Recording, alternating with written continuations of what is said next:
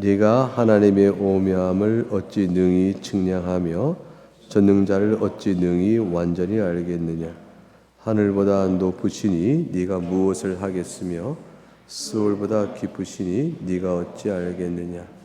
그의 크심은 땅보다 길고 바다보다 넓으니라. 하나님의 말씀입니다. 하나님께 감사합니다. 이어 26장 욥기 26장 14절의 말씀을 봅니다. 욥기 26장 14절의 말씀. 그 말씀은 이러합니다. 보라, 이런 것들은 그의 행사의 단편일 뿐이요 우리가 그에게서 들은 것도 속삭이는 소리일 뿐이니 그의 큰 능력의 우레소리를 누가 능히 헤아리라. 이어보는 말씀은 요한복음 4장 24절 말씀입니다. 요한복음 4장 24절 말씀. 우리가 늘 예배 때마다 4장 24절 말씀 같이 읽습니다. 하나님은 영이시니 예배하는 자가 영과 진리로 예배할지니라. 네, 이제 주의 말씀을 전하도록 하겠습니다. 오늘 읽었던 본문의 세 구절의 말씀은 다 여러분이 핸드아웃에 가지고 계신 내용 2장 1절에 완전함이 무한하시며 지극히 순결한 영이신 하나님이란 말씀을 설명해 주는 성경 근거 구절입니다. 오늘은 웨스트민스터 신앙고백서 2장의 1절 가운데서 지난주에 살핀 내용에 이어서 보도록 하겠습니다. 지난주에는 우리는 오직 한 분뿐이시며 살아계시고 참되신 하나님이 계신다는 내용을 살폈습니다. 오늘은 여러분이 가지고 있는 핸드아웃 1쪽에 제 앞에 볼드티로 되어 있는 부분이죠. 그 부분을 다루어 갑니다. 즉 하나님께서는 존재와 완전함이 있어서 무한하시고 지극히 순수한 영이시다. 이렇게 고백되어진 내용이 도대체 무엇을 뜻하는 것인가 라는 것을 살펴봅니다. 그러면 이제 내용을 살피겠습니다. 전편에서 둘째로 제2장 1절에서 신앙고백서가 하나님과 관련해 고백하는 주요 명제들 가운데 하나를 다시 살펴봅니다.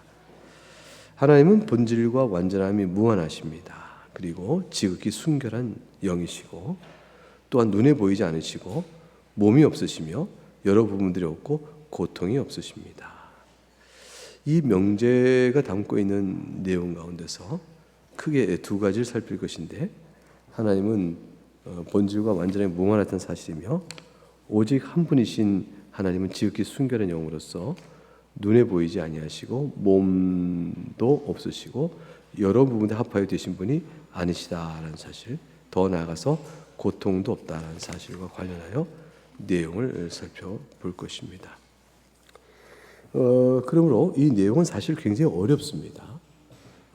그리고 쉬운 듯하나 결코 쉽지 않고 오랜 교회사 속에서 하나님의 이러한 성질을 이해하고자 애를 썼으나 논리적 납득과 이성의 사고 작용으로는 다 설명이 안 되는 불가해적 측면을 갖고 있는 부분이 있습니다. 그러니까 이제 하나님은 사랑이시다, 하나님은 선하시다, 이렇게 설명되려고 다른 측면이 있는 것이죠. 그 내용이 왜 그런 것인가 하는 것은 살피면서 설명해 드리도록 하겠습니다. 일종의 중간에 보게 되면 성경은 하나님에 대한 정의를 알려주지 않는다 되어 있습니다. 정의를 사람의 언어로 내릴 수가 없습니다. 왜 하나님에 대한 정의를 못 내릴까요? 하나님은 사랑이시다, 이게 정의 아닌가요? 하나님은 거룩하시다, 이게 정의 아닐까요? 이거 왜 정의가 못 내린다고 말할까요?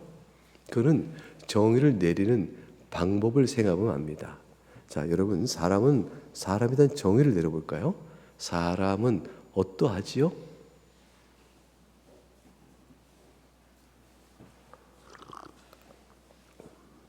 사람을 정의 내릴 때 사람은 어떠한 뭐다, 이렇게 설명한다 칩시다.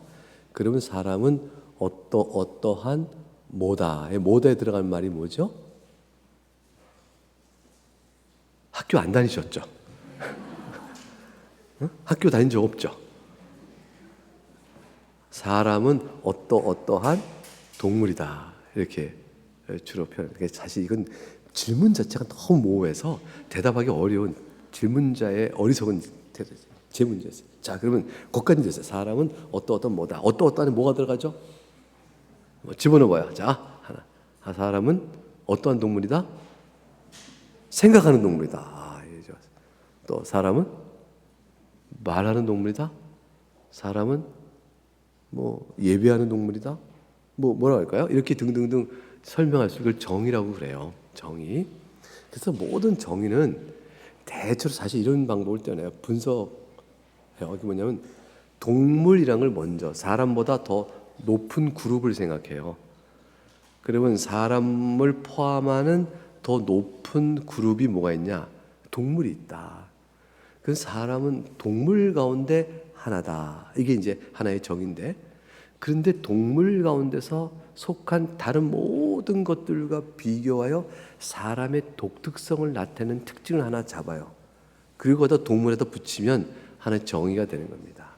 사람은 생각하는 동물이다. 이런 식의 정의를 내리죠. 그 나그네 교회 정의 내볼까요? 나그네 교회는 정의를 어떻게 내릴까요? 나그네 교회는 나그네 교회를 더 포괄하는 더 높은 그룹 어떤 게 있어요? 교회죠. 나그네 교회는 어떠한 교회다. 그럼 어떠한에 들어간 말이 들어가면 뭐가 돼요? 나그네 교회는 하나의 정의가 되는 것이에요. 모든 정의를 사실은 이런 방식을 통해서 우리는 그 성격을 내려왔어요. 왜냐하면 더 높은 거는 내가 속한 보편을 말하고 그 중에서 나란 독특성을 집어넣으니까 구별이 딱 되는 거예요. 정의를 내릴 수, 다른 것과 구별되는 특징을 잡아낼 수 있는 것이죠. 그러니까 무엇이든 대한민국은 어떠하다. 정의를 낼 때 대한민국은 어떠한 국가이다. 그럼 어떠한 국가냐? 거기에 특징을 잡아내서 다른 어떠한 국가와 구별되어지는 특징을 딱 잡아낼 수 있다면 대한민국에게만 맞는 정의가 딱 되는 것입니다. 근데 하나님은 그런 식으로 정의되는 것이 아니다라는 거예요. 정의를 못 내려요.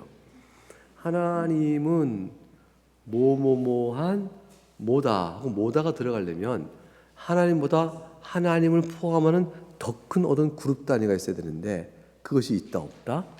없어요. 그러니까 하나님께서 여러 신들 가운데 하나라면 그러면 하나님은 어떠한 신이다 이렇게 할 수 있어요. 그 신이 뭐예요? 하나님보다 더 큰 하나님보다 더 큰 그룹이죠. 그럼 그 신들 가운데는 하나님도 있고 또 다른 이런 저런 종류의 다른 신들이 있을 수 있는데 그 중에 우리가 믿는 하나님은 어떤 신이다 이렇게 되는 정의. 그러면 이게 하나님이 유일하신 하나님이 아니된 거예요. 다시 말하면 이렇게 말할 수 없단 말이죠. 교회가 믿는 하나님은 기독교의 하나님은 삼위일체 신이다. 삼위일체 하나님이다. 그럴 때 이건 뭐냐면 더 높은 그룹의 정의가 아니라 하나님을 그렇게 표현할 수밖에 없는 유일한 거예요. 하나님은 삼위일체 하나님이다 할 때 이 뒤에 삼위일체에 붙은 하나님과 주어인 하나님은요 범위가 똑같아요. 우리는 사람은 생각하는 동물이다. 이 동물과 사람은 범위가 어떻게 커요? 동물이 크죠. 근데 하나님은 삼위일체 하나님이다. 이 하나님은 하나님과 범위가 똑같아요. 그러니까 하나님은 삼위일체 하나님이다. 하나님은 사랑의 하나님이다. 하나님은 거룩한 하나님이다. 하나님은 공의 하나님이다. 하나님은 어떤 하나님이다. 이게 붙을 때 이때 뒤에 붙은 말은 어떤 말이 붙어도 하나님의 범위가 똑같아요. 그러니까 하나님은 소위 사람이 내리는 그러한 정의 방식으로는 정의가 안 내려져요. 뒤가 범위가 더 클 수가 없기 때문에. 자, 그 내용을 1쪽에서 한번 보겠습니다. 일반적으로 어떤 대상에 대해 정의를 내릴 때 사람의 언어는 그 대상을 품는 어떤 것, 그 대상보다 더 큰 부류를 지칭하고 또 그 부류 안에 속한 다른 것들에 비해서 그 대상을 특별히 구별할 수 있는 특징을 그 분류에 부과하는 방식을 취합니다. 예를 들어서 사람에 대해 정의를 내릴 때 사람보다 더 큰 분류인 동물을 지칭하고 동물의 범절에 포함되는 다른 동물들, 예를 들면 코끼리, 사자, 호랑이들과 비교하여 사람에게 독특한 특징이 무엇인가를 찾아 이걸 덧붙이는 방식을 취하는 것이죠. 그렇게 되면 사람은 생각하는 동물이다 라는 식의 정의가 가능하게 됩니다. 그런데 하나님의 경우에는 하나님을 포함하는 더 큰 분류를 생각할 수가 없으며 또한 하나님은 오직 한 분이시기 때문에 사람을 정의하는 것 같은 방식과 같이 사람의 언어로는 하나님을 정의할 수가 없는 것입니다. 혹시라도 이건 이렇게 하면 안 되나? 성부, 성자, 성령, 하나님 각각은 모두가 하나님이란 점 때문에 어떤 정의가 가능할지 모르지만 그것은 위격상의 차이를 담는 정의는 될 수 있어도 하나님의 본질을 설명하는 정의는 될 수 없습니다. 무슨 말이냐면요, 성부 하나님은 어떠한 하나님이시다 이렇게 됐대요. 자, 성부 하나님은 어떠한 하나님이시죠? 성자 하나님처럼 나음을 받으시거나 또는 성령 하나님처럼 보냄을 받으시는 하나님이 아니시죠. 성부 하나님 따라서 어떻게 되냐면 성부 하나님은 무슨 하나님이시다 그러면 앞에 붙일 수 있는 말이 뭐가 있냐면 성부 하나님은 낳으시고 보내시는 하나님이시되 낳음은 받지 않는 분이요 보냄은 받지 않는 분입니다. 이런 말을 붙일 수 있어요. 그렇게 될 수 있어요. 그래서 성부 하나님은 낳으시는 하나님이시요 보내시는 하나님이시다. 그 말은 성부 하나님은 낳음을 받는 분이 아니고 보냄을 받는 분도 아니다. 그러면 성자 하나님은 낳음을 받는 분이시지 낳는 분이 아니에요. 성자 하나님은 보내시는 분이지 보냄을 받는 분이 아닙니다. 그러므로 이런 말을 가지고 하나님 앞에 붙일 수가 있어요. 그럼 성령 하나님은 보냄을 받는 분이지 보내는 분이 아니고 더군다나 낳거나 낳음을 받는 분이 아닙니다. 그러므로 성령 하나님을 정의 내린다. 성령 하나님은 보냄을 받으실 분이시지 보내지 아니하시고 낳음을 받거나 낳는 일이 없으신 하나님이십니다. 이렇게 말할 수 있어요. 그럼 하나의 정의가 완성됐네요. 그런데 이 정의는 위격이 성부와 성자와 성령이 어떻게 다른가에 대한 위격적인 정의지 하나님은 어떤 분이냐는 정의는 아닌 거예요. 즉 신성은 하나밖에 없거든요.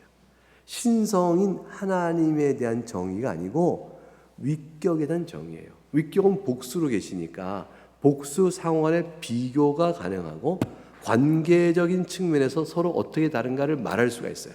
성부와 성자와 성령은 서로 관계를 맺고 계신데 그 관계가 서로 어떻게 다른 것인가 라는 것을 설명하는 것으로 위격상의 구별을 정의는 내릴 수 있을 때 하나님은 한 분이시므로 하나님보다 더 큰 뭐가 있지 않고 또 하나님과 비교되는 하나님도 없기 때문에 하나님은 이런 식의 정의가 안 되는 것이에요.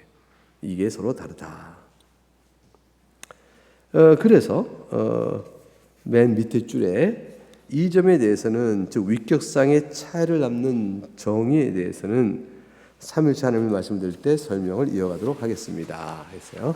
자, 그럼 우리는 지금 뭐에 대해서 공부하는 거죠? 삼일체 하나님 가운데서 하나님은 어떤 분이시냐라는 하나님의 속성에 대해서 공부하는 것입니다. 하나님의 성질, 성품에 대해서. 자, 하나님에 대한 정의는 아니라 할지라도 성경에서 찾을 수 있는 그것에 가장 비슷한 진술 가운데 하나는 하나님은 영이시니 예배하는 자가 영과 진리로 예배할지니라는 것을 한번 성경에서 찾아보는 정의와 가장 비슷한 것이라고 볼 수 있겠습니다. 왜 그러냐면 하나님은 영이시다 하고 정의가 내려졌어요. 하나님은 영과 진리로 예배를 받는 분이다. 이런 식의 설명이 되는 것이에요.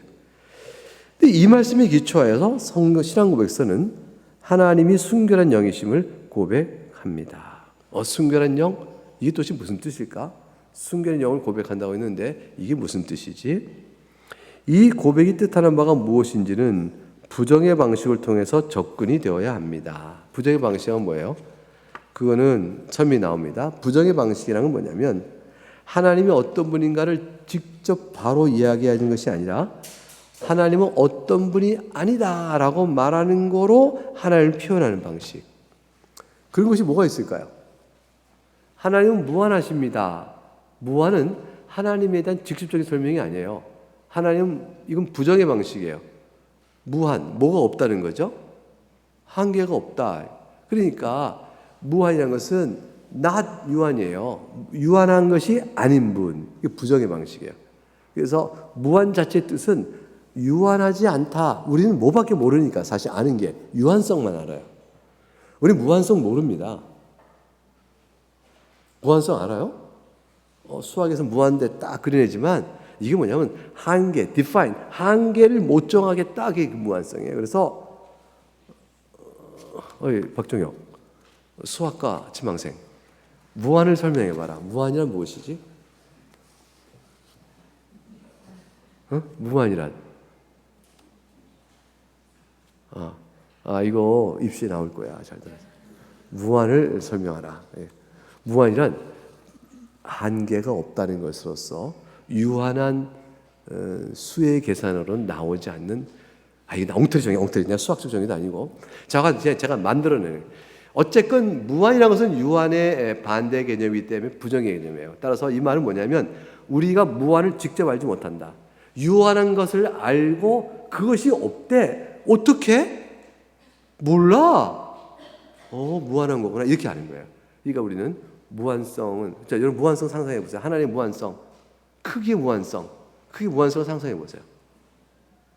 뭐 잡히는 게 없어요. 근데 그걸 잡히려면 유한성을 깨고 넘어가는 분, 이렇게 생각하는 거죠. 내가 생각하는 유한성을 깨고 넘는 분. 그럼 그게 뭐예요? 시간적으로 무한하면 영원하신 분, 공간적으로 무한하면 어디에나 계시고 초월에 계신 분, 뭐 이렇게 되는 거예요. 이게 다 부정의 방법을 생각하는 거죠. 그 다음에 또 부정의 방식 가운데서 불변하다, 불변하신 분, 이거 우린 몰라요. 불변성이 뭔지 몰라요. 불변하는 거 하나 말해보기. 불변하는 거 하나 말해보기. 승희 하나 말해보기. 불변한다는 건 뭐지? 차승희. 차승희는 불변하다.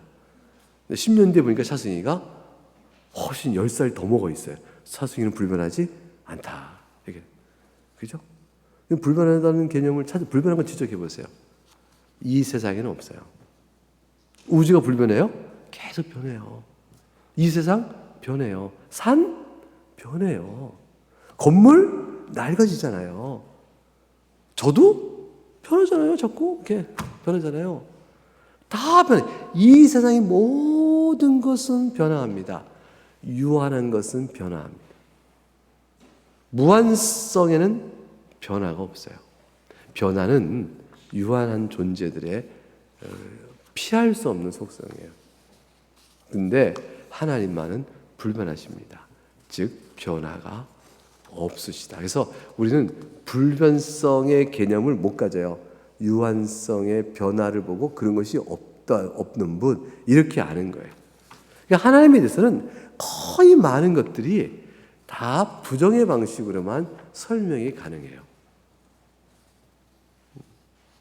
그런데 그런 거 말고 다른 방식은 없을까요? 가장 거룩하신 분. 이거는 하나님에 대한 설명이 맞잖아요. Most Holy God. 그러면 가장 지극히 거룩하신 분에서 이때는 하나님에 대하여 비교적 최상급의 표현을 쓸 수 있어요. 비교적 최상급의 표현. 그럼 이때 착각한 건 뭐냐면 하나님은 거룩하시고 나도 거룩한데 나보다는 정도가 더 높으신 분, 이 정도 생각할 수가 있는데 사실은 그거를 뛰어넘는 분이에요. 그래서 지극히 비교적 최상급의 분, 이렇게 되는 걸 이상을 하나님은 또 갖고 계세요. 가장 선하신 분, 선함이 덜 선하고 더 선하고의 가장 극치점이 있는 분, 이것은 선함을 뛰어넘는 분이에요. 그래서 단순히 비교 우위적 개념이 아닌데 그것도 하나의 설명하는 방식이긴 해요. 자, 그래서 그러면 이와 마찬가지로 순결한 영이다라는 사실은 하나님께서 육체와 같은 것을 가지고 계시지 않으며 보이지 않으시고 이런저런 것도 혼합된 분이 아니라는 부정의 방식을 통한 의미를 담고 있습니다. 순결, 순수. 이때 순결이라는 말은 이제 더럽다의 반대말이 될 것 같아서 오해가 될까 봐 순수란 말이 더 좋다라고 생각하는데, 순수란 건 뭐냐면 섞인 게 아니에요. 뭐가 섞여 있지 않아요. 그냥 하나예요. 하나인데 보이지 않죠. 영이시니까. 그 다음에 육체가 있다면 육체는 다 뭐죠? 혼합된 거죠. 육체는 뼈, 살, 또 머리, 가슴, 배, 이렇게 육체는 다 이렇게 뭐가 이렇게 부분이 합쳐져 있단 말이죠. 그러니까 육체를 부분의 합으로 보는 것처럼 하나님은 그런 육체를 갖고 계시지 않으시다. 하나님은 그냥 보이지 않는 하나의 순수한 영이시니 뭐가 합쳐진 분이 아니에요. 자, 그렇다면 사랑이라는 것과 거룩과 공의로움의 속성들이, 이 성질들이 합쳐져서 하나님이 되셨다, 이렇게 안 돼요. 하나님은 순수한 영으로서 공의로우시고요, 순수한 영으로서 거룩하셔요. 그러니까 그분 전부가 거룩이고 그분 전부가 사랑이세요. 그분 전부가 지혜시고. 그래서 하나님은 속성의 합이 아니셔요. 그 속성에 켜켜켜켜 쌓여진 분, 그래도 층이 높아지죠? 그것도 아니에요. 왜냐하면 이건 양의 개념이잖아요. 하나님은 무한하신 분이기 때문에 양의 개념을 초월했어요. 그러니까 하나님은 전부, 우리가 수평적으로 본다면 하나님은 전부 사랑이신데 그 전부가 또 공의이세요. 쌓여지는 게 아니에요. 쌓여지면 유한한 것들의 계산이에요. 무한하기 때문에 쌓여진 개념이 없어요.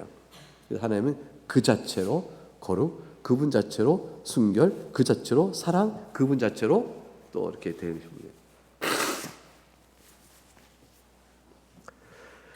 그러니까 하나님은 이것이 혼합이 안 되셨고 또 합성도 아니고 못의 합도 아니요 혼합이 된 분이 아니다. 그걸 가르치는 뭐냐면 순수하다. 순수하다. 이게 통이에요, 통. 우리가 이게 개념 통, 그냥 한 단어로 꽉 있어요. 그러니까 이 방에 공기가 가득 차 있는데 이 공기가 가득 차 있는 것도 그러면 순수합니까? 아니에요. 이 공기는 어떠냐면 합이에요. 제가 마시는 공기, 여러분 마시는 공기, 이 공기가 곳곳에 구석이 하나의 공기지만, 그리고 하나의 기체지만 이건 다 합쳐져 있는 것들입니다. 근데 하나님께서는 순수하셔서 그렇게 합쳐진 게 아니에요. 그러면 어떤 일이 벌어지냐면 한 점에도 하나님이 다 계시고 모두에도 하나님이 다 계셔요. 이런 이제 역설이, 논리를 뛰어넘는 역설이 이제 벌어지게 되어집니다. 자, 그래서 넘어가겠습니다. 만일 하나님께서 몸을 가지고 계시다 보자 말이죠. 그러면 썩어지지 아니하는 하나님의 영광을 썩어질 사람과 새와 짐승과 기어는 동물의 모양 우상을 바꾼다는 말씀을 정죄하지 않으실 것입니다. 어떻든가 하나님 몸이 계십니다. 근데 영광은 썩어질 어떤 것들의 몸과로 바꿀 수가 없다라는 것이죠. 그리고 그 다음 보세요. 하나님 만약 몸을 갖고 있다면 하나님은 결코 한 분일 수가 없어요. 자, 하나님 몸을 구성하는 각 부분도 있겠죠?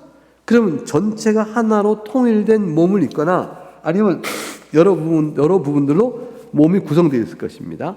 자, 그러면 부분들로 만일 하나님이 구성되어 있다, 몸이 있다고 전제하고 그 몸이 부분들로 구성되어 있다고 한다면 부분들은 유한하거나 무한할 터인데, 유한하다면 유한한 것들의 합이 하나님이니 무한하지 않으시고요, 또 무한하다면 하나님 무한한 부분들의 합이 되니 무한히 많은 것들을 전제해야 되는데, 무한이라는 것은 무한히 많은 것들이 있을 수가 없어요. 무한은 하나예요. 그러니까 하나님 몸이 있다면 어떤 논리적인 모순이 생기냐면, 이건 신학자 생각이에요. 철학적 사고. 몸이 있다고 치면 몸은 여러 부분의 합이 아니냐. 그러면 각 부분들이 유한하다고 하는 건 유한한 것들의 합이면 유한할 수밖에 없다. 그러니까 하나님 몸이 계시다면 유한할 수밖에 없어. 이렇게 얘기하면 한 사람이 아니야. 그게 아니고 각 부분들이 있어서 몸을 구성하지만 그 부분들 하나하나가 무한하다고 치면 되잖아. 무한하다고 이렇게 얘기해서. 그러면 무한한 것들이 합쳐서 전체 무한을 이룬다고? 그럴듯하네. 왜 무한 곱하기 무한은 무한이고 무한 더하기 무한도 무한이고 이거 무한은 무한의 무한은 계속 무한인 거니까 결국은 그러겠네 라고 생각을 할 수 있겠죠. 그런데요, 무한은요 복수일 수가 없어요. 두 개 무한이 있다. 말이 돼요, 안 돼요? 이게 모르겠어요. 수학에 차원이 있대요. 수학도 차원이 있어서 어느 차원에서 보게 되면 그게 가능한 개념이 나올지 몰라요. 수학 논리로는. 근데 안 된다고 치자고요. 왜? 무한은 모든 걸 흡수해야 되니까. 모든 것 위에 있으니까. 무한의 복수 개념은 사실 무한과 같죠. 그래서 제가 배울 때 수학은 무한의 삼승도 무한이에요. 무한의 백승도 무한, 무한의 무한성도 무한이에요. 김명 집사님, 이게 맞나요? 에? 무한의 종류 있어요? 무한의 종류가 있다는 건 수학 얘기고 이게 참 상식적으로는 아니에요. 상식적으로. 하나님은 무한한 하나님으로 영원한 하나님으로 복수. 영혼의 개념이 복수가 있을 수 없어요. 영혼의 개념 안에 유튜브 보니까 무한에 대한 설명을 해놓은 유튜버가 있더라고요. 그거 제가 봤는데 참 재밌게 봐서 2번을 반복해 봤는데 그거를 갑자기 기억을 끌어내어 설명하려니까 잘 안 되네요.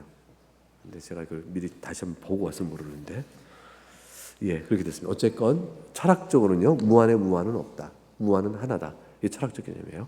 신학적으로도 무한은 하나일 뿐입니다. 자, 그렇다면 따라서 하나님은 유한하든지 무한하시든지 그래야 되는 것이지 유한한 것들의 합일 수도 없고 무한한 것이든 부분들의 합으로 계신 분은 아닙니다. 하나님은 무한하신 분으로서 무엇인가의 합이 될 수가 없습니다. 만일 하나님 몸을 가지고 계시고 그것이 전체로 통일된 한 몸이라면 어떨까요? 마치 공기나 물이 전체로나 부분으로나 동일한 한 성질인 것처럼 하나님도 전체가 동일한 한 몸이라고 생각할 수는 없을까요? 이것도 신학적으로나 철학적으로나 틀린 생각입니다. 왜냐하면 공기나 물이 아무리 통일된 하나로 있다 할지라도 그것은 나눌 수가 있어요. 그런다 하나님은 구분해 나눌 수가 없어야 되는 것입니다. 따라서 분리된 양이 각각 여전이나 공기인 것처럼 하나님도 분리하여 각각이 하나님이다 이런 식의 설명이 나오니까 갑자기 한 분 하나님이 안 되는 것이 됩니다. 그래서 하나님이 몸을 가지고 있다고 말하는 것은 그 몸에 대해 어떻게 말하든지 하나님이 여럿이거나 또한 유한한 뜻을 피할 수가 없게 됩니다. 하나님 몸이 있다고 말하면 안 된다는 것이죠. 하나님이 순수한 영이다라고 고백할 때는 바로 이런 사실이 잘못된 것이다. 그렇게 이해하면 안 된다라는 걸 말하고 싶어서 하는 표현이에요. 그래서 하나님은 몸이 없으시고 오직 한 분이실 뿐이며 무한한 분이시다라는 것은 그분이 순수하시다는 걸 뜻한다라는 것입니다. 만일 하나님께서 몸을 가지고 계시다면 하나님은 결코 보이지 않는 분이 아니게 되죠. 물론 모든 물체가 다 보이는 것은 아니죠. 공기도 눈에 안 보입니다. 하지만 공기는 감지될 수가 있습니다. 모든 물질은 사람의 감각기관이 아니더라도 다양한 반응 양상을 통해서 그 존재가 감지됩니다. 그러나 하나님은 결코 물질의 반응 형식을 통해서 감지되는 분이 아니죠. 그런 의미에서 하나님은 썩지 아니하고 보이지 아니고 홀로 하나이신 하나님이신 게 되어집니다. 그래서 하나님께서 3쪽에 합니다. 나는 스스로 있는 자니라고 알리신 이름에 담겨있는 바는 스스로 있는 자란 말은 하나님은 어떤 피조물의 혼합이나 합성이 아니고 완전히 순수한 분이라는 사실을 뜻합니다. 왜 나는 스스로 있는 자에서 완전히 순수성을 우리가 보게 될까요? 하나님은 절대적 의미에서 완전히 순일하신 분입니다. 순일, 순수하시며 하나이신 분. 따라서 하나님은 눈에 보이지 아니하시고 완전하며 무한하신 분으로서 그 어떤 것에도 자신의 존재를 의존하지 않으시는 절대적 의미에서 자존하시는 분이시며 스스로 영원하신 분이십니다. 만약 하나님 몸을 가지고 있다면 결코 순일할 수가 없고요, 자존하실 수 없고요, 영원하신 분일 수가 없습니다. 하나님은 순결한 영일 수가 없는 것이죠. 그래서 순수한 영으로서 스스로 있는 자이신 하나님은 결코 따라서 변화를 겪지 않으셔요. 어떤 변질을 겪지 않으십니다. 변화나 변질은 정말 유한한 존재일 것이라고 그랬죠. 하나님은 그 자체로 스스로 있고 완전하시고 순수하시고 그런 분이시기 때문에 무엇의 합이 아니시기 때문에 뭐의 합성도 아니기 때문에 하나님은 어떤 변화를 겪지 아니하십니다. 어떤 것들이 모여 이루어지거나 합성이 된 분이 아니라 오직 순이란 영이시기 때문에 하나님은 처음과 끝이 동일하며 스스로 계신 분으로서 영원토록 동일하십니다. 하나님 자신이 아닌 어떤 힘이나 변화에 의하여 변화를 강요받으시거나 자신의 뜻이나 본질을 훼손당하신 고통을 받지 않으십니다. 이거 굉장히 중요한 말인데요. 하나님은 어떠한 하나님 이외의 외적인 힘이나 변화로 인하여 자신도 원치 않는 자신의 뜻이 아닌 그런 변화를 강요받는 일이 없어요. 굉장히 중요한 일이죠. 이 말씀은 뭐가 되냐면 하나님 우리를 만드셨어요. 근데 우리가 불순종해요. 하나님이 진노하신다고 되어 있어요. 그래서 하나님 영향을 입으신 거죠. 우리의 불순종으로 하나님이 진노의 영향을 입으신 거죠. 이렇게 영향받는 거 아닌가요? 우리가 불순종해요. 하나님이 상처를 받으세요. 네가 어찌 그럴 수 있느냐? 내가 너 언약한 것이 아니냐? 하나님이 상처 받으셨다. 이런 식의 설명들이 나와요, 성경에. 그런데 그것이 아니라는 거예요. 그런 설명들은 전부 다 마치 하나님이 사람인 양 빗대어 표현한 것이고, 하나님은 사람과의 관계 안에서도 사람의 불순종이나 죄악이나 또는 마귀와 악한 영들의 관계에서 그것들의 악함 때문에 하나님께서 어떤 고통을 받거나 그것 때문에 어떤 변질을 겪거나 그러지 않으신다. 이게 굉장히 중요해요. 이게 순수한 영으로서 갖는 아주 특징입니다. 그럼 그게 무슨 말이냐면 하나님께서는 악을 행하는 자는 벌을 받으려 내가 진노하려 할 때 진노를 하셔요. 진노하시는 것은 하나님이 그 악에 대해서 상처를 받아 진노하시는 게 아니고 하나님께 그러한 것들을 용납하지 않으시기로 허락하지 않으시기로 결정하셔서 그것들을 배제시키시는데 그것들을 배제시키는 하나님의 그 마음을 그 뜻을 우리가 무엇에 빗대어 앓고 그럴 때 진노하셨다라는 말로 빗대어 아는 거예요. 이스라엘 불순종을 하나님은 그래서 진노하셔요. 그 진노하신 것은 하나님이 진노할 때는 우리가 진노할 때 그냥 진노하지 않죠. 뭔가 우리 마음을 뒤흔들어 놓잖아요. 그런 식의 영향을 받아 하신 것이 아니다. 하나님을 그 흔들어 놓을 것이 없어요. 하나님은 완전하시기 때문에 우리의 불순종 때문에 진노하신다는 것은 진노로 상처받아 그렇게 하시는 것이 아니에요. 그 얘기를 하고 있는 겁니다. 하나님은 자신의 뜻의 본질을 훼손하시는 고통을 받지 않으십니다. 누가 하나님의 뜻을 꺾어요? 누가 하나님의 본질의 훼손을 줘요? 하나님에게는 사람이 아는 것과 같은 소위 고통이라는 것이 없습니다. 하나님은 고통을 받으신 분이 아니에요. 스스로 계시며 완전한 분으로 순결하신 영이기 때문에 이처럼 변치 않으시며 변함을 겪지 않으시는 하나님은 시간의 관점에서 보면 영원한 분으로 고백이 되고 공간의 관점에서 보면 어디에나 계시며 어디에나 동일한 분으로 계신 것을 보여줍니다. 자, 그러면 우리가 묻는 질문은 뭐냐면 하나님은 고통을 모르시나요? 우리의 고통을 하나님 모르시나요? 이런 질문을 할 수 있겠죠. 그래서 그 다음에 성경을 읽다 보면 이렇게 나옵니다. 성경을 읽다 보면 하나님께서 보고 계신다든가 그의 입으로 말씀하시고 그의 손으로 행하시다는 등의 표현이 나옵니다. 또 하나님께서 후회하시고 진노하시고 또는 기뻐하시다는 등의 표현을 읽을 수 있습니다. 이러한 것들은 사람이 빗대어 하나님을 나타낸 것으로서 신인 동론적이나 혹은 신인 동정론적 표현적을 읽었습니다. 이게 기억해야 될 부분이죠. 하나님께서 진노하시거나 이런 등의 어떤 표현은 다 사람을 빗대어 자신을 나타낸 것이다. 이것은 굉장히 중요해요. 왜 중요하냐면 우리가 우리의 이해를 위해서 죄를 범한 자를 하나님이 인정하지 않으세요? 인정하지 않는 것을 더 적극적으로 해서 미워하신다고 설명하면 미움이라는 단어를 우리가 알고 있는 만큼 하나님께 절대로 그걸 그들을 인정하지 않으신다는 걸 알 수가 있어요.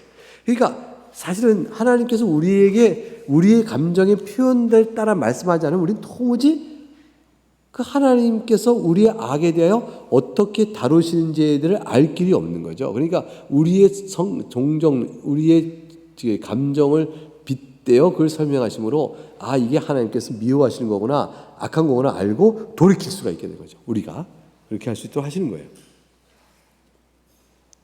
그래서 하나님이 보신다는 것은 하나님의 지식과 지혜를 말하고 하나님의 손과 팔은 하나님의 권능을 말하고 하나님 입의 말씀은 하나님의 교훈과 진리를 말하며 하나님의 귀는 하나님께 연약한 자들 기도를 들으신다는 하나님의 자비 등을 표현하는 것으로 봐야 한다. 이런 것들을 이렇게 다 보신다, 아신다, 손과 귀립 또 도움이 되신다 등등등 표현 가운데서 이렇게 빗대어 설명되고 있는 바가 나타나는 것이죠. 하나님 보신다는 것은 하나님의 지혜와 이렇게 쭉 썼고 그래서 하나님께서 후회하시거나 진노하시거나 기뻐하신다는 표현은 사람들이 하나님 앞에서 어떤 관계를 이루고 있는지 또 하나님의 교훈에서 벗어나 있거나 순종하고 있음을 드러내는 표현들입니다.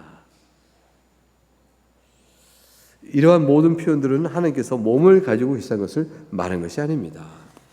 그리고 우리는 어떤 인간의 상상력으로 형상물을 만들어 하나님을 섬기는 일이 섬기는 일이 결코 없도록 하여야 하며 영적 각성이 없이 예식만 쫓아가는 성식적인 태도도 그런 태도로 예배를 드리지 않도록 해야 합니다. 실로 우리 하나님은 복되시고 유일한 주권자이시며 만왕의 왕이시며 만주의 주이시고 죽지 아니함은 그에게 있고 가까이 하지 못한 빛에 거하시며 하루도 보지 못하고 볼 수 없는 존귀한 영광을 가지신 순결한 영이시기 때문입니다. 네. 이렇게 설명했는데 그럼 하나님은 사랑이 없으시나요? 하나님은 정서를 이게 당하시는 게 없다 했는데 이거 어려운 부분이죠. 근데 그럼 하나님은 사랑이 없으시나요? 하나님 나의 슬픔을 같이 슬퍼하시고 가슴 아파하지 않으신다고요? 이 말도 안 돼요. 하나님은 그러신 분이 성경에 보면 하나님께서 이스라엘의 죄를 탄식하시고 그러시잖아요. 마찬가지로 하나님은 그런 감정이 있으시죠. 노아의 홍수 때 하나님이 진노하여 쓸어버리신다고 하셨잖아요. 왜 감정이 없다고 그러세요? 이게. 자, 하나님께서 부정적으로 나타나는 것들 이것은 본래 하나님에게서 이렇게 나오기보다 우리와 하나님 사이의 관계가 인간의 관점에서 볼 때는 화를 내실 만한 일이다. 인간의 관점을 볼 때는 하나님이 오래 참고 계신 것이다. 인간의 관점을 보기에는 슬픈 일이야 라고 해서 하나님 편에 빗대어 신인 동정론적으로 설명한 거예요. 그러면 하나님께서 우리를 사랑하는 것은 어떻게 돼요? 좋은 거 있죠. 부정적인 거 말고 좋은 거. 그래서 하나님 우리를 사랑하신 건요 하나님 편에서 나오는 거예요. 선하심 하나님 편에서 나와요. 그러니까 하나님은 정서가 모르는 게 아니라 당하시는 정서가 없는 거예요. 당하시는 정서. 당하시는 정서. 누가 하나님께 확 뭘 해서 화나게 만들고 이렇게 하는 게 아니고 하나님께서 당하시는 정서. 우리 때문에 당하시는 정서는 없으시다. 그러나 하나님께서는 스스로 내보시는 정서가 있어요. 내보내시는 정서. 파티오르. 그러니까 고난을 덕답. 패션이라고 영합시다. 영어는 이것은 하나님께 없고 하나님 편에서는 자신 스스로 내보시는 것 그건 있어요. 그거는 이제 그 내보심이 성품에 따라 사랑이요, 성품에 따라 선하시며, 성품에 따라 긍휼하시며, 성품에 따라 오래 참으시며 이런 것들이 있는 거죠. 그런 것들은 있어요. 그러나 우리 편에서 하나님께서 없는데 그 당하여 만드신 것은 없다. 그게 이제 하나님의 순수성을 설명하는 중요한 내용이 되겠습니다. 네, 여기까지가 오늘 공부할 내용이고 더 자세한 설명은 사실 좀 오래 걸려야 돼요. 근데 내용상 여기까지 하도록 하겠습니다.